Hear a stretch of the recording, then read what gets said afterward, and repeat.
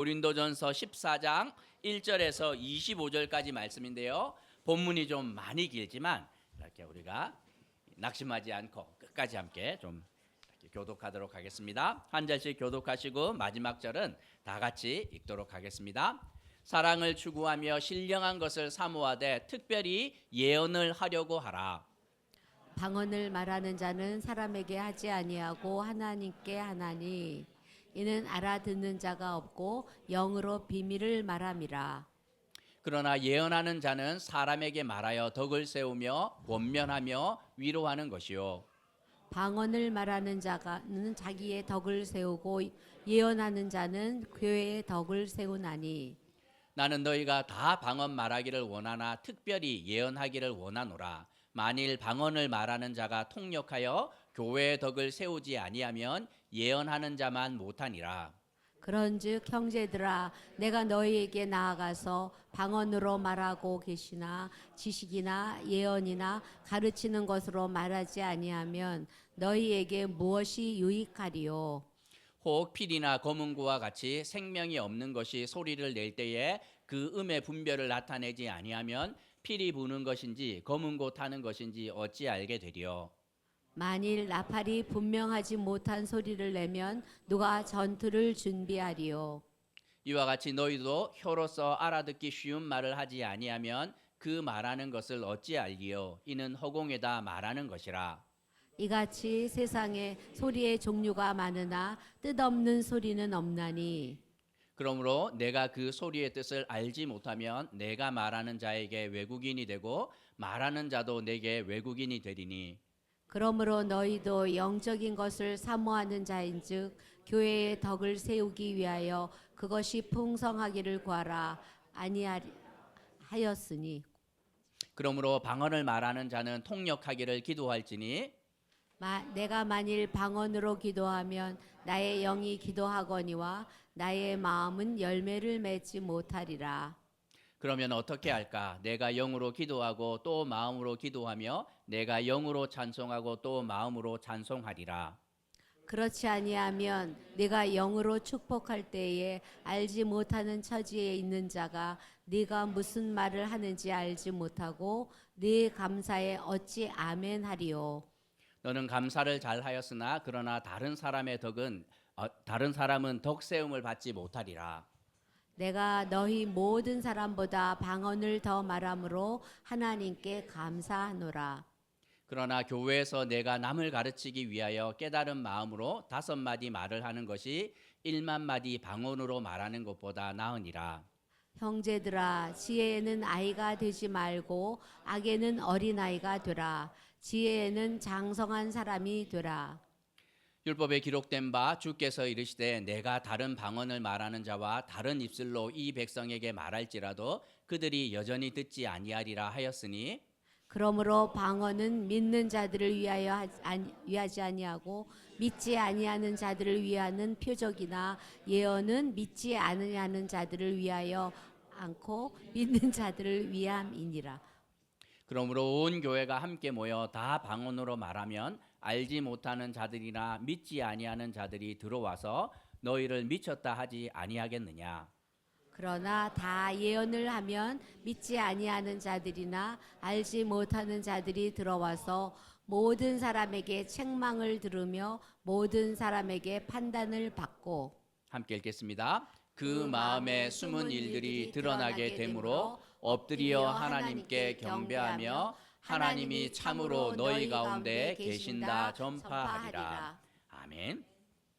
오늘 본문은 좀 길고 내용이 생소할 수 있지만 꼭 필요한 것이기 때문에 함께 좀 잘 묵상했으면 좋겠습니다. 배움의 세계에서 가장 중요한 것은 이해하는 것입니다. 잘 관찰하고 연구해서 눈에 보이는 것들의 원리를 잘 이해하는 것이 배움의 핵심이라 할 수 있습니다. 하지만 신앙 세계에서 중요한 것은 이해가 아니라 믿음입니다. 왜 그러하냐면 신앙의 세계는 이해할 수 없는 일들이 너무 많기 때문이에요. 눈에 보이는 순간 관찰과 연구의 대상이지만 보이지 않기 때문에 그것은 믿음의 대상이 될 수밖에 없고 때로는 이해는 도무지 되지 아니하지만 그냥 믿어야 하는 순간이 살아가면서 많이 우리에게 찾아옵니다. 오늘 본문에서 방언이라는 말이 8번 나오고 예언이라는 말이 7번 나옵니다. 이렇게 바울이 이 방언과 예언을 많이 말하는 이유가 무엇이냐면 문제가 생기고 또 중요하기 때문입니다. 방언 때문에 고린도 교회 안에 너무 많은 문제가 생겼지만 이 방언을 어떻게 사용해야 되는지 올바른 가이드라인이 없었고, 예언은 사실 방언보다 훨씬 더 중요한데도 사람들이 가볍게 여기면서 그 고린도 교회가 심각한 어려움에 빠졌기 때문에 바울은 이 방언과 예언의 문제를 피하지 않고 언급하고 있습니다. 바울은 균형을 잃어버린 고린도 교회를 위하여 오늘 중요한 교면을 주고 있는데, 그것이 무엇인지 함께 묵상하며 교훈을 얻으려고 합니다. 방언, 예언 둘 다 사실은 들어보면 이게 약간 좀 거부감이 드는 단어일 수 있습니다. 먼저 방언과 예언이 무엇인지 살펴보아야 하는데, 사전에서 방언 이렇게 치면 특정 지방에서 쓰는 표준어가 아닌 말을 의미하지만 성경에서는 그것과 완전히 다른 의미로 사용하고 있습니다. 성경이 방언을 정의할 때 첫 번째는 사도행전에서 우리가 보았던 것처럼 오순절날 일어난 사건을 말하는데 배우지 아니한 그 외국어를 말하는 능력에 대해서 성경은 방언이라 이렇게 말합니다. 여러 나라 사람들이 명절을 지키기 위해서 예루살렘에 몰려왔을 때 하나님께서 특별한 은혜를 예루살렘 교회에 허락하시자 단 한 번도 배운 적이 없는 그 언어를 이 사람들이 유창하게 구사하면서 하나님의 뜻이 그들에게 분명하게 전달되는 특별한 능력이 나타납니다. 가끔 선교사님들 만나보면 현지 언어를 배우는데 너무 서툴고 힘들다 이렇게 말하는데, 그런데 간증이 막 있습니다. 어느 순간 현지 언어로 설교해야 되는 중요한 일이 생겼는데 그 현지 언어로 막 이렇게 설교문을 쓰는데 너무 엉터리 같은 거죠. 가슴이 답답하고 또 답답한데 그 엉터리 같은 설교문 들고 올라갔더니 자기 능력의 몇 배 이상의 은혜가 임했다 이렇게 말해요. 너무 감사했다고. 자기가 그 언어를 그렇게 유창하게 구사할 수 있는지 처음 알았다 이렇게 말하는데, 그 설교가 끝나자 어떻게 됩니까? 그 수준이 원래대로 돌아왔다 이렇게 유지되지 않고. 오늘 본문에 등장하는 방언은 그런 오순절에 임한 방언과 다릅니다. 사람의 지성으로는 도무지 이해할 수 없는 하늘의 언어를 말하는데, 이 언어는 주로 기도할 때 사용되었던 것 같습니다. 2절에서 방언을 말할 때 사람이 아니라 하나님께 하고 알아듣는 자가 없으며 영으로 하나님께 비밀을 말하는 것을 의미합니다. 순복음 교회 이런 데 가보면 이렇게 통성기도 함께 기도할 때 보면 그냥 방언 기도 안 하는 사람을 찾기 어려울 정도로 거의 많은 사람들이 방언 기도합니다. 그런데 옆에서 들어보면 도무지 알아들을 수 없는 말이에요. 이해할 수 없는 한 서너 개 정도의 어조를 아주 빠르게 반복해서 뱉어내는데 대부분 그것은 우리가 알아듣기가 어렵습니다. 제가 예전에 속했던 고신이라는 교단은 이 특별히 방언에 대해서 아주 보수적인 교단이고, 때로는 방언을 어떤 분들은 인정하지 않습니다. 그런데 어느 날 이 청소년부의 전도사님 한 분이 오셨는데, 이분은 소위 계보를 따지자면 불의 종에 속하는 그런 분이었습니다. 여름과 겨울 두 번의 수련회를 준비하는데 이분은 그냥 사활을 걸었어요. 수련회 한 2달 전부터 그 애들 공부하는 애들 불러다가 표 만들어서 릴레이 금식표 작성하고 그거 했는지 안 했는지 확인하면서 불러다가 지하 기도실에서 막 밤새 기도시키고 이러는 분이었어요. 수련회 갔는데 난리가 났습니다. 본인이 주 강사였는데 설교가 끝나자 그 강사님께서 뒤로 가시더니만 문을 걸어 잠그고 강제로 기도를 시켰습니다. 꿇어 앉혀가지고 다 앞쪽으로 밀었어. 강사가 뒤에 지키고 있으니 기도를 안 할 수가 없죠. 그러면서 한 사람 한 사람 붙들고 막 이렇게 기도를 하는데 너무 놀랍게도 그 한 아이의 입에서 방언이 터져 나왔습니다. 우리는 고신교단이 있으면서 방언이 존재하는지도 몰랐고 그것이 무엇인지도 한 번도 본 적이 없었는데, 그 민감한 청소년기의 아이들이 얼마나 놀랬겠습니까? 한 명에게 저쪽에서 방언이 임하자 기도의 분위기가 막 달라졌습니다. 저 신비한 하늘의 언어를 나도 해야 되겠다 하는 생각으로 기도 소리가 점점 커지는데 그분이 지나가는 자리마다 곳곳에서 방언이 터졌습니다. 70명 정도가 수련회를 갔었는데 거의 반 이상이 이 방언의 기도를 할 수 있었습니다. 그런데 순서가 어떻게 되냐면 이 공통분모가 하나도 없어요. 이렇게 착하고 공부 잘하고 뭐 교회에서 뭐 이렇게 순서대로 방언의 은사를 받았으면 이해가 되지만 이게 그냥 예측 불가능한, 처음 왔고 불신자인데도 그냥 막 이렇게 기도를 하는데 이거를 알 수가 없습니다. 그날 이후로 뭐 이렇게 저는 어떻게 되었을까요? 저는 아쉽게도 그 은혜에서 빗나가 가지고 그날 첫날 이후로 이 수련의 분위기가 이상하게 막 흘러가요. 은사를 받은 자와 그렇지 않은 사이에 묘한 나눔이 생겼고, 한쪽은 우등한 것처럼 여겨지고 그렇지 않은 자들은 열등한 것처럼 어느 누구도 말하지 않았지만 스스로가 그렇게 이렇게 선을 그어 놓습니다. 성령의 은사가 교회 안에 덕을 세우지도 못하고 서로에게 그 어떤 위로도 되지 못하는 것 우리는 알 수 있었습니다. 방언을 하지 못하는 아이들은 그냥 하는 아이들 부러워할 따름이에요. 수련회 마치고 다시 교회로 돌아왔는데도 마찬가지입니다. 지하 기도회실에서 기도회 이렇게 모이면 이 그냥 저쪽 편에서 방언으로 기도하는 소리가 들리면 열등감 때문에 그 이전까지만 해도 정상적으로 기도 잘하던 아이들의 기도가 오히려 막히게 되는 일들 일어나지요. 비슷한 일이 고린도 교회에 일어난 것 같습니다. 음란하고 뿌리 깊이 세속화된 도시인 고린도에 하나님께서 특별한 은사를 주신 것 같아요. 왜냐하면 신비로운 이 믿음의 영역의 존재에 대해서 알게 하기 위해서 하나님께서 그들에게 특별한 은사를 주신 것 같은데, 22절을 보면 특별히 믿음이 연약한 자들을 위한 하나님의 표적으로 이들에게 이 은사를 주었지만, 4절에서 이 개인적인 은사를 잘못 사용하면서 자기의 덕을 세우면서 교만해졌고 연약한 자들이 시험에 드는 경우가 점점 생깁니다. 그래서 바울은 방언이라는 은사를 어떻게 사용해야 되는지 이들에게 권면합니다. 주변에서 방언으로 기도하는 분들을 종종 만날 수 있지만 그 방언을 통역하는 분을 본 적은 제 평생에 딱 한 번 있습니다. 그분들이 얼마나 귀한지 몰라요. 5절과 13절을 보면 방언을 공개적인 자리에서 이렇게 의미 있게 하려면 반드시 통역이 필요했습니다. 7절부터 11절까지 보면 통역이 붙지 않으면 이 방언은 알아들을 수 없는 소리에 불과하기 때문이에요. 우리가 뭐 영어로 누가 설교한다 그러면 그래도 우리가 뭐 영어 배운 사람들 아닙니까? 단어 몇 개라도 건지지만 그 외의 언어로 누군가가 설교할 때 하나로 못 알아들을 때가 있어요. 통역이 없으면 그냥 울리는 소리에 불과한 것이지요. 누군가 악기를 연주하는데 어린아이가 그냥 치면 소리에 불과하지만 전문적인 사람이 와서 그것을 연주하면 이런 곡조구나. 전쟁에 나갔을 때 나팔 소리는 분명한 목적이 있어야 돼요. 그들이 알아들을 수 있는 소리를 내야 의미가 있는데 막 불면 전쟁 망칩니다. 전진하라는 나팔 소리가 들려야 나가는데 그냥 막 불면 혼란할 따름인데, 방언이라는 은사를 개인적인 방법이 아니라 공개적으로 사용할 때는 통역이 꼭 필요하다 이렇게 말합니다. 사실 18절에서 바울은 고린도 교인들이 그 누구보다, 바울 자신이 고린도 교인보다 방언에 아주 능한 사람이었지만 공적인 자리에서 방언을 사용하지 않았고, 이 바울은 그 자신의 방언을 하나님 앞에서 비밀스러운 고백을 할 때만 방언을 사용한 듯 같습니다.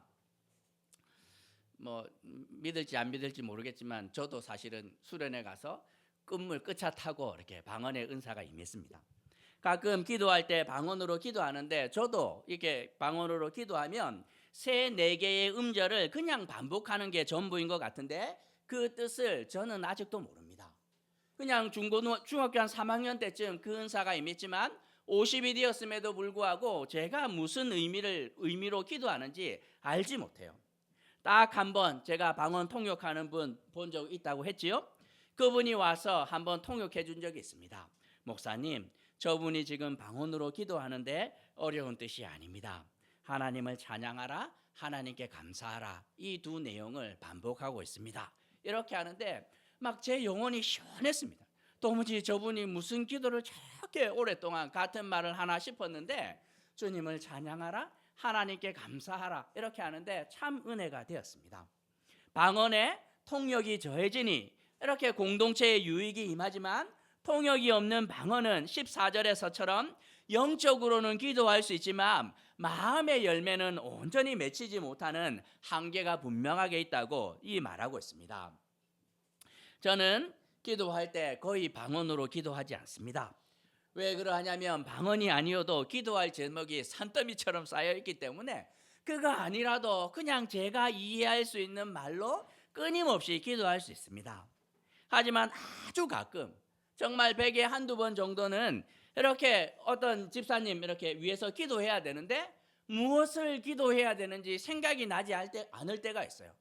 기도하다가 갑자기 그분이 또 올랐는데 이분과 교제한 적이 오래되었기 때문에 기도 내용을 알 수도 없고 어떤 상황인지도 모르는데 기도해야 되는 마음이 이렇게 있을 때 로마서 8장 26절 말씀처럼 이와 같이 성령도 우리의 연약함을 도우시라니 우리가 마땅히 기도할 바를 알지 못하나 오직 성령이 말할 수 없는 탄식으로 우리를 위해서 간구하시느니라. 아마도 이런 것 같아요. 하나님께서 기도할 마음을 주시는데 무슨 내용으로 기도해야 될지 알지 못할 때 방언으로 기도하는 것 유익이 있다 저는 생각을 합니다. 바울은 방언이 참 귀한 하나님의 은사는 맞지만 공개적으로 사용할 때는 잘못 사용하면 자기의 덕만 세울 뿐만 아니라 정말 다른 사람들을 힘들게 할 수 있기 때문에 은밀하게 하나님 앞에서 개인적으로 사용하거나 아니면 꼭 필요하다면 통역의 은사를 가진 사람과 함께 사용해야 된다 하고 이 가이드라인을 정해줍니다. 따져보면 까다로운 은사가 방언인 것 같아요. 그렇죠? 이게 좀 위험도 있고 이렇게 시기 질투도 있고 이렇게 위험이 있는데 그래서 두 번째 이 은사를 말합니다. 예언의 은사를 말씀하고 있는데 예언이라 하니 이게 처음 들으면 약간 거부감이 옵니다. 점쟁이처럼 미래에 일어날 일을 척척 알아맞추는 것처럼 보이지만 성경에서 말하는 예언은 그렇지 않습니다. 6절을 보면 분명한데 계시, 지식, 예언, 가르침 이게 한 묶음으로 나오는데 이 똑같은 내용이라 생각하면 돼요. 19절에서 깨달은 마음으로 하는 말, 20절에서 지혜 이런 것들이 바울이 말하는 성경적인 예언입니다. 방언이 우리가 도무지 이해할 수 없는 말이라면 예언은 8절과 9절에서 분명한 소리이며 알아듣기 쉬운 말입니다.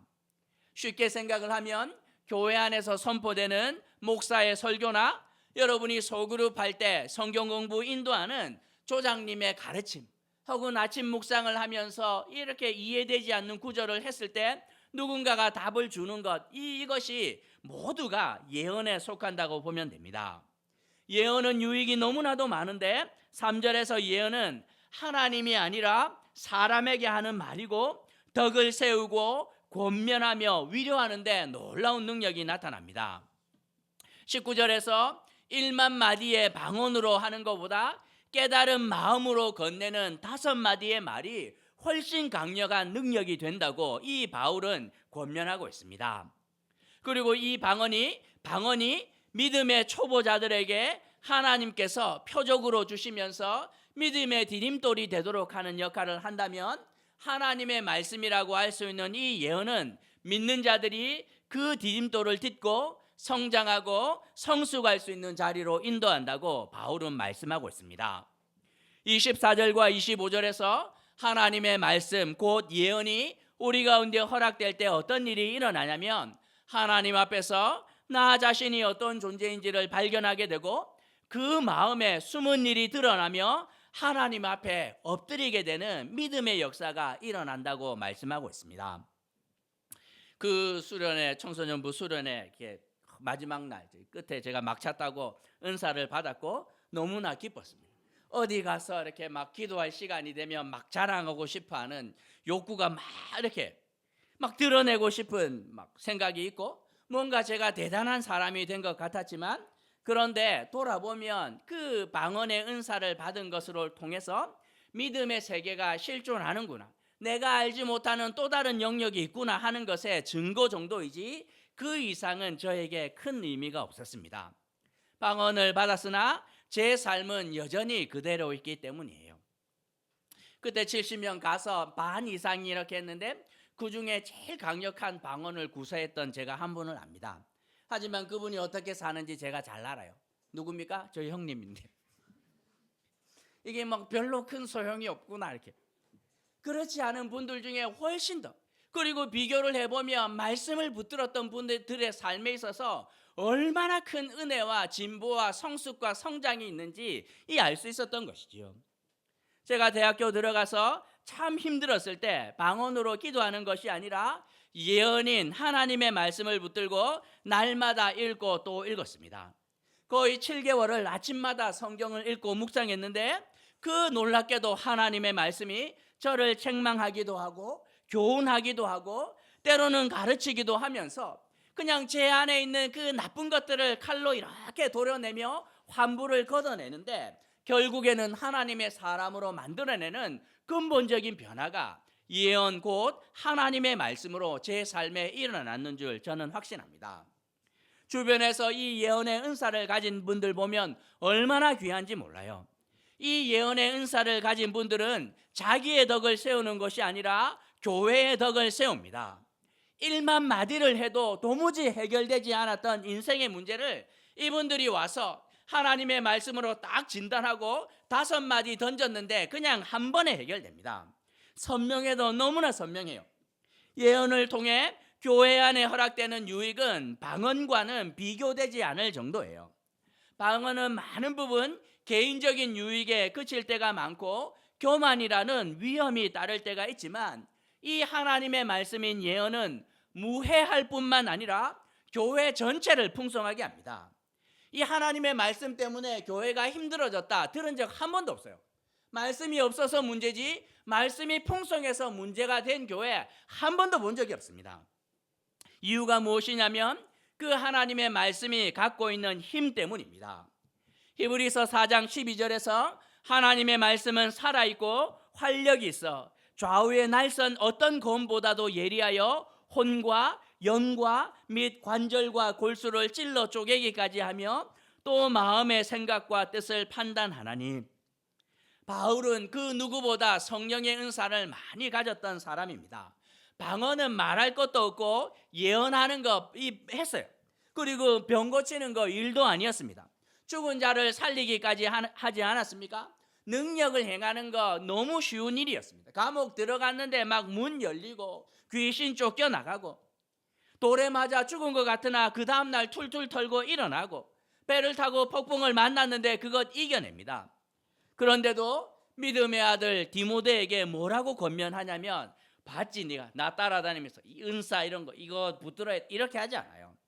디모데후서 3장 16절 17절에서 모든 성경은 하나님의 감동으로 된 것으로 교훈과 책망과 바르게 함과 의로 교육하기에 유익하니 이는 하나님의 사람으로 온전하게 하며 모든 선한 일을 행할 능력을 갖추게 하려 함이라. 하나님의 말씀은 그 어떤 은사보다 저 위에 있습니다. 다양한 은사가 있지만 최종적으로 우리가 사모해야 되고 모두에게 무해하며 모두를 풍성하게 하는 은사가 있으니 그것이 바로 예언 곧 하나님의 말씀이라고 바울은 간증하고 있습니다. 그래서 바울은 고린도 교인들에게 권면합니다. 1절에서 신령한 것을 사모하되 특별히 예언을 하려고 하라. 20절에서 지혜에 장성한 사람이 되라. 그래서 12절에서 교회의 덕을 세우기 위하여 그것 곧 신령한 은사 예언이 풍성하기를 구하라 하고 권면합니다. 교회 안에 덕이 사라지고 교회가 능력을 잃는 이유는 분명합니다. 은사가 없어서가 아니라 곧 하나님의 말씀이 교회 안에서 사라지자 능력이 사라지는 거예요. 하나님의 말씀이 교회 안에서 사라지면 어떻게 됩니까? 하나님의 말씀이 있어야 되는 자리에 사람의 생각이 들어가고 하나님의 은혜가 있어야 될 자리에 사람의 은사가 들어가는 순간 그 교회는 힘을 잃을 수밖에 없습니다. 하지만 반대로 하나님의 말씀이 든든한 기초가 되는 교회는 그 어떤 경우에라도 무너지지 않습니다. 모든 것들을 분별하고 모든 것들을 이겨내는데 그 말씀이 능력이 되어서 어떤 환경에서라도 모두를 유익하게 하고 살려내는 능력이 하나님의 말씀을 통해 허락되기 때문입니다. 예언의 은사를 가진 자들의 특징이 무엇입니까? 겸손합니다. 하나님의 말씀을 많이 읽고 묵상하신 분들 만나보면 얼마나 겸손한지 몰라요. 목사님, 그렇지 않은 경우 있던데요. 성경 많이 막 50독 100독 했는데 교만이 하늘을 찌르는 분들 만났는데 그분들은 어떻게 된 건가요? 덜 읽어서 그럴 수 있고, 또 하나는 잘못 읽어서 그럴 수 있습니다. 100독 가지고 안 되고 그분들 한 200독 정도 하면 이렇게 되겠죠.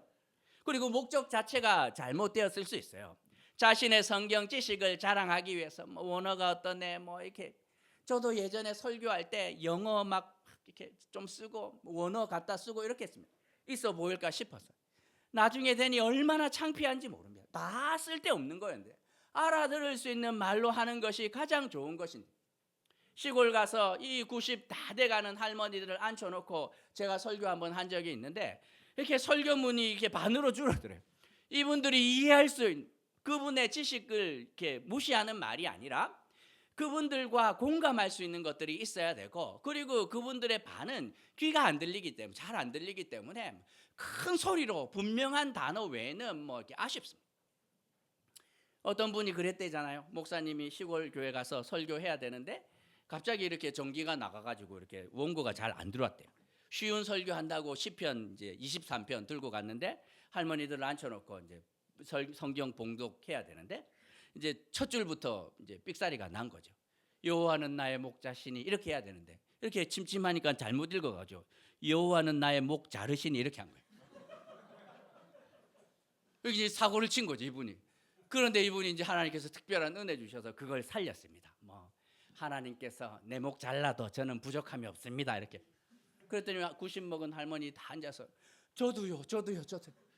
90평생에 주님께서 제 목 쳐도 저는 뭐 부족함 없는 인생이 살았습니다 하고 그냥 은혜가 임하는데, 이분이 깨달음을 얻고 오는 거죠. 화려한 거 다 필요 없구나. 정말 이 말씀이 은혜가 되는데 이분들이 알아들을 수 있는 말로 하는 것, 그러면서 이분의 설교의 방향이 완전히 바뀌었다는 은혜 임합니다.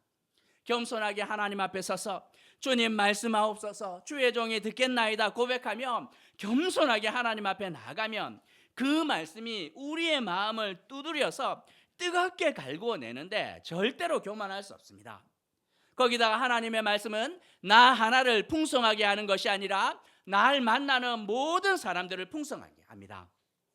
수련회 준비할 때 이렇게 준비하시는 분들이 제일 공을 들이는 거, 뭐 이렇게 장소도 중요하고 잠자리, 식사, 그 다음에 뭐 물놀이 다 중요하지만 이제 성공하려면 강사 하나 잘 준비하면 나머지는 다 커버됩니다. 잠자리가 이상하다, 밥맛이 없다, 뭐 풀장에 물이 안 찼다 이야기를 하는데 저녁이 되어서 이 주 강사가 와서 말씀으로 성도들의 마음을 뒤집어 놓았더니만 모든 것이 할렐루야입니다. 물이 없어도 되고 밥이 맛이 없어도 되고 뭐 이렇게 에어컨 안 나와도 그냥 은혜 가운데 들어가는데 이 모든 것이 좋은 기억으로 바뀝니다. 얼마나 그 유익이 놀라운지 모릅니다.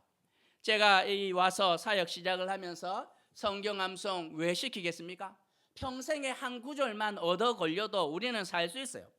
읽는지 안 읽는지 모르는데도 매달 이렇게 성경 읽기표 이렇게 발행하는 이유가 뭡니까? 그거 막 미안해서라도 어느 날 하루 한 구절 읽었는데 그 말씀이 살아오면 인생이 살아나는 거예요. 매일 성경 그냥 정기 구독하지만 자녀들 이렇게 보면 그냥 냄비 받침으로 샀나 싶을 그대로 팔아도 될 정도로. 그런데도 저는 아깝다 생각하지 않습니다. 이 아이들이 핸드폰 이렇게 먹통이 돼서 어느 순간 뭐 할 거 없나 하다가 이거 집어들었는데 어거스틴이 그런 거 아니에요.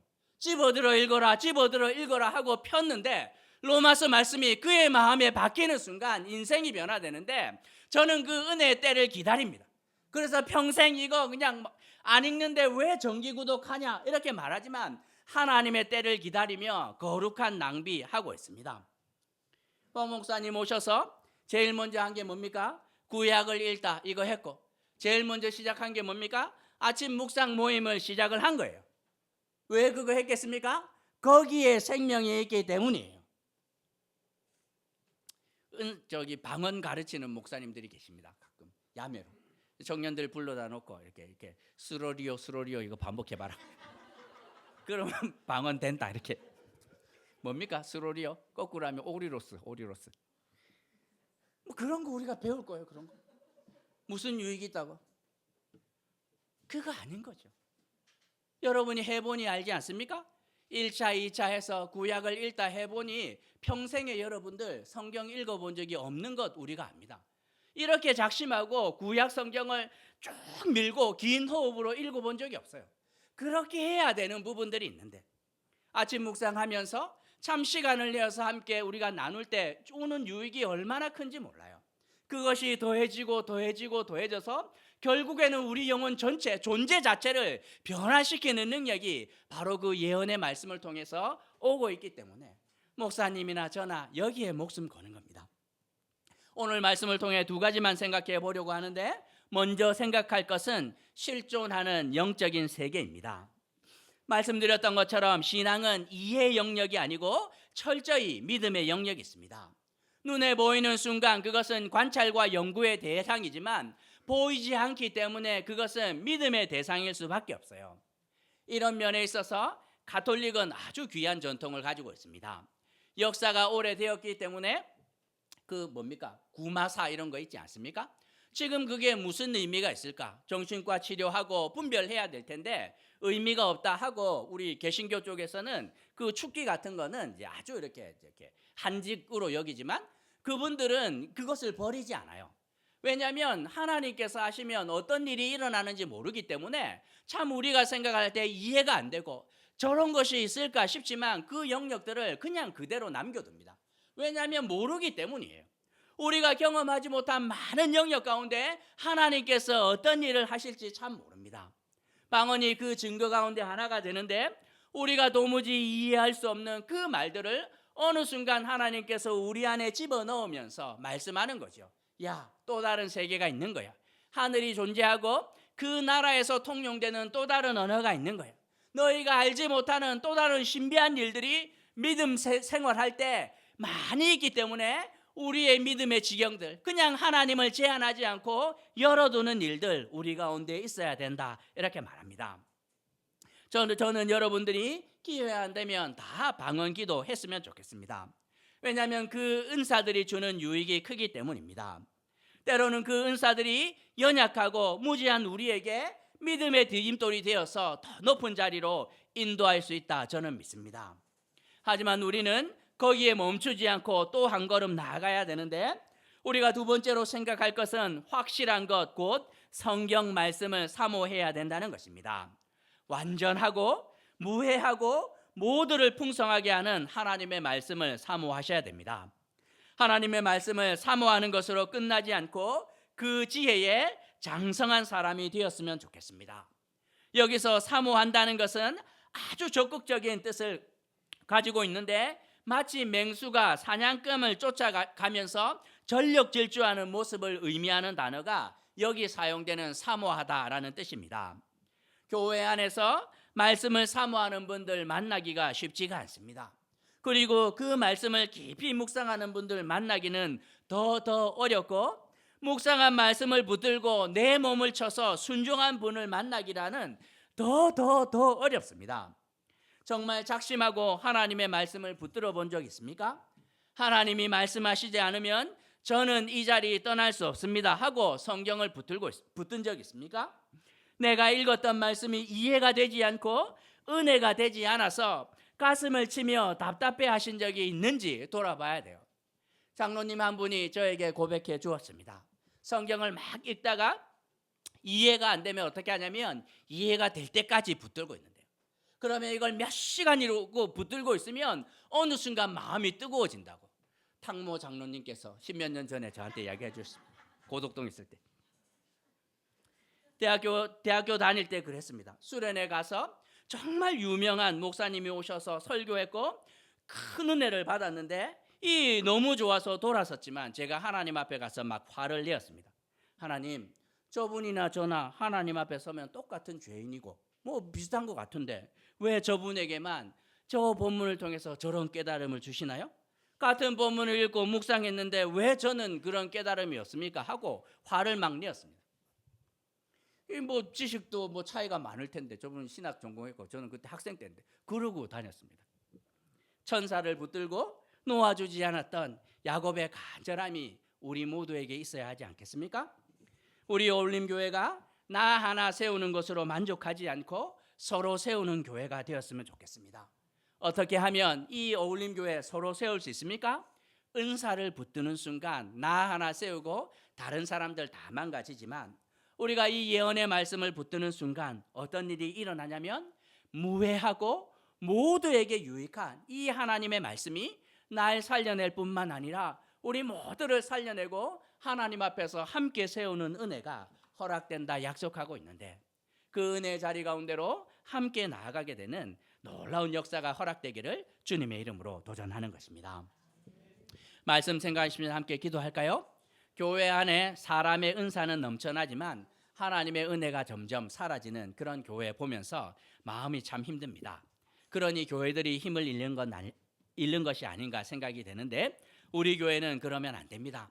은사도 넘쳐나지만 그거보다 하나님의 은혜가 더해지기를, 하나님의 은혜를 사모하며 하나님의 말씀에 목숨 거는 일이 일어나기를, 그래서 날마다 그 생명의 말씀이 우리를 이 의의 길로, 생명의 길로 인도해 주시기를, 이를 위해서 경건의 연습을 열심히 해야 되는데 성경을 읽고 묵상하고 내 몸을 쳐서 순종하는 그 연습이 우리로 하여금 정말 하나님께 가까이 가도록 하는 놀라운 은혜가 되도록 우리가 말씀 생각하시면서 결심하며 함께 기도하도록 하겠습니다. 기도하시겠습니다.